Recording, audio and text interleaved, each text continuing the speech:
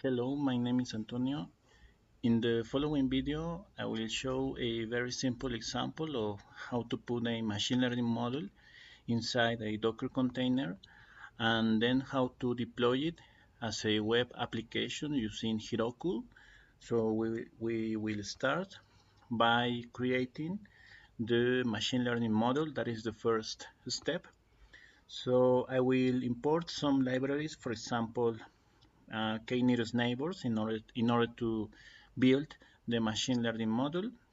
Also, I will import datasets because I am going to use the iris dataset. And something important is pickle because I will save my final machine learning model as a pickle file, which I am going to use later inside the Flask application. So first I will load the iris dataset. So if you remember, this contains 4 variables. For sepal and petal, you have the length and the width for each one of them. And then I will also call the target variable. And then I will split my data into training and testing. For the testing, I am setting the testing size to be 30%. And then I will directly fit my machine learning model, which is k-nearest neighbors. So I will fit using the training dataset. And as you can see, I am not performing any data visualization or transformation of variables because this is something simple which I want to show you. And now we are going to perform a prediction using this method predict and the testing dataset. And then I will use confusion matrix, which is another um, another metric which I imported from scikit-learn in order to measure the accuracy of this particular model. As you can see, it is perfect, which is normally that doesn't happen in real life, but for this particular example, it is happening. And the diagonal refers to the actual accuracy of this model. And the next step is to save using pickle the previous model, and the name is KNN, which is here. I forgot to mention this part. This is the model KNN, and I am saving it as a pickle file. And the folder where I am saving is here. This is the saved model, model.pickle, and I will open it back and perform a prediction because this is what is going to happen in the Flask application. So I am open it back, and I set the name of the classes. Depending on the prediction, it will show the name. It is either Setosa or Versicolor or Virginica. And then I will create a new observation, which is 2.3, 2.7, 4.2, 4.2 again. And then I will perform a prediction using the model which has been opened previously. And depending on the output, it is going to display the actual name. For example, if the prediction is 2, it refers to Virginica, and it will print Virginica, which is the case in this example. And now we have created our model and save it as a pickle model. And the next step is to create or put this model into the Docker container. So what I'm going to do is to create 3 components, which is the first, the Flask application, the second is the Docker file, and the third one is the requirements. So I will show you each one of them. So this is the Flask application. We have again k-nearest neighbors, Flask, as you can see, and pickle. We establish or define the port, which is 5000, and we have to open the pickle model, which has been saved, as you can see here. And this is the endpoint, which is going to perform the predictions when you run this application. It is called predict. And then what is inside this function is the following. You have the variables, which is for the sepal and petal length and width. This is going to retrieve the values once the user has put random values, and then it is going to save those values or retrieved values into a NumPy array, and then it is going to perform a prediction using the model which has been open here, and then it is going to define again the name of the classes of the target, and depending on the actual prediction, it is going to display the name of the target of the class which has been chosen. So for example, if you have the prediction 0, it is going to display setosa, and so on. And that is the final result of this application. And finally, here we put the host to be 0000, and the port, which we defined before, which is 5000.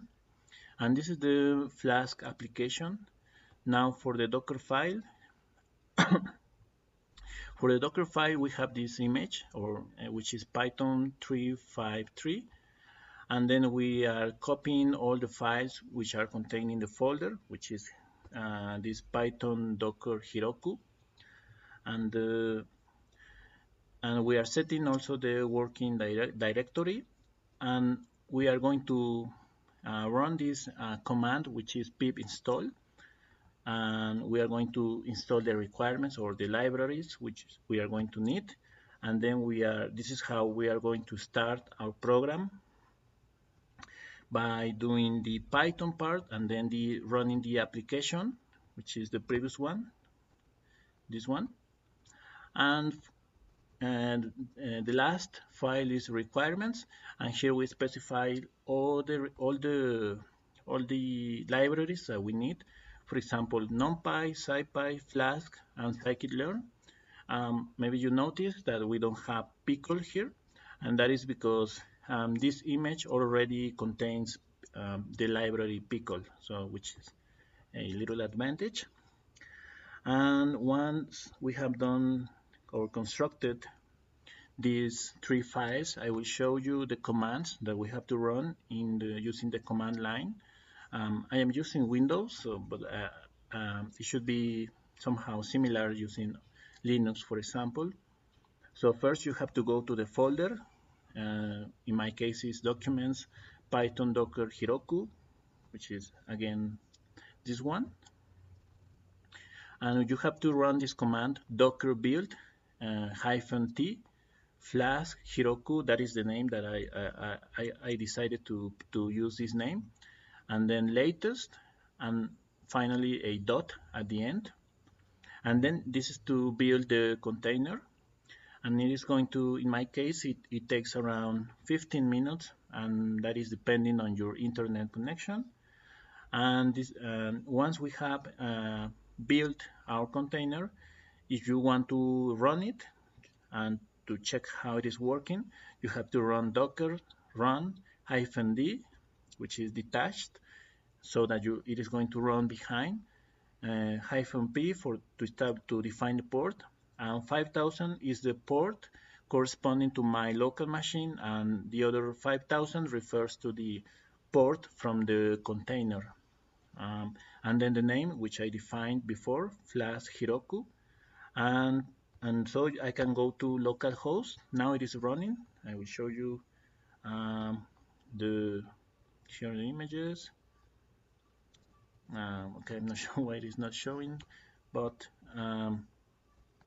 I have localhost here, and so if I run a prediction, so for example, I'll put here 11.2, it changes to Britannica in this case, so the Docker container is running at this moment. And so this is the step 2. We have made our model, or we put our model inside the Docker application, And now we want to deploy it using Heroku as a as a web application.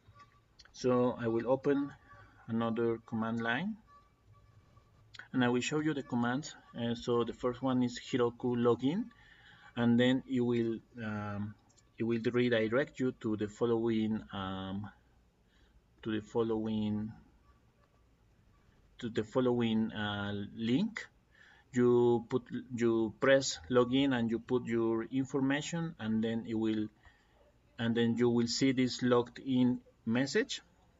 And also here in the command line you will see that you are logged in as your email, and then you have to run the following command, which is Heroku container login. It is not exactly the same as the previous one, but you have to run this also. And now you have to go to the folder containing the Docker files. In my case, it's Python Docker Heroku.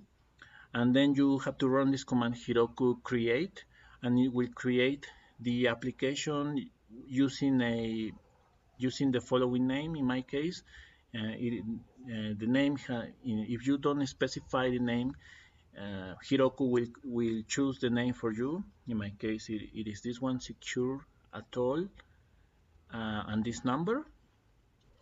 And now the command that you have to run is Heroku container push web double hyphen. Sorry, actually, I made a mistake here.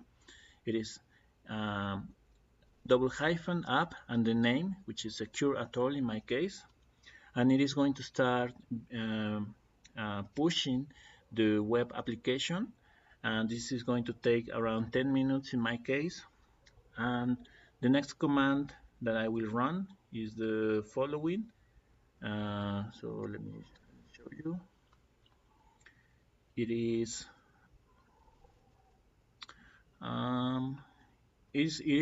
quite similar. It is Heroku container release web double hyphen app and the name of the application. And finally, to see the actual website, you should write Heroku open double hyphen app and the name of the application. So in my case, you will see the following, and you will see not found because you have to use the endpoint, which is predict. So I have here. So you have predict and the parameters. So if I run this, you will see the actual prediction. So let's wait until it is displayed.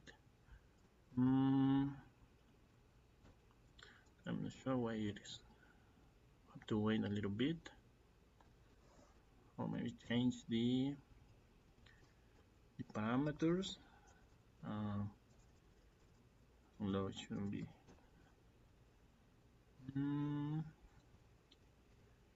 Okay, now it took some time, but for example, the prediction here is Virginica, and now I am running this on the cloud using Heroku, and this is the final result. So we have performed the third step, which is deploy our Docker container as a Heroku application. So that is all I wanted to show you. I hope you find this interesting. So thank you for your attention.